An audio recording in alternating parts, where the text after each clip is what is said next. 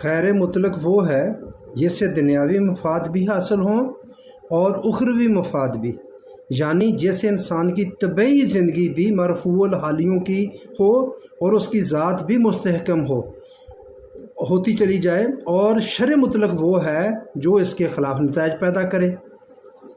جب مومنین سے پوچھا جاتا ہے کہ تمہاری طرف کیا نازل ہوا ہے تو وہ کہتے ہیں خیر، یعنی للذین احسنوا فی ہذہ الدنیا حسنات ولدار الآخرۃ خیر۔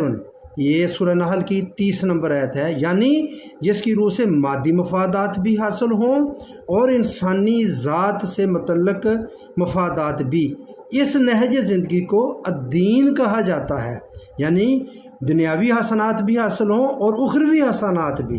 اس سے واضح ہے مادی نظریہ زندگی، سیکولر نظام معاشرت جسے کہتے ہیں، وہ ہے جس میں مقصود و منتہا محض مادی مفادات ہوتے ہیں، یہ بھی الدین کے خلاف ہے۔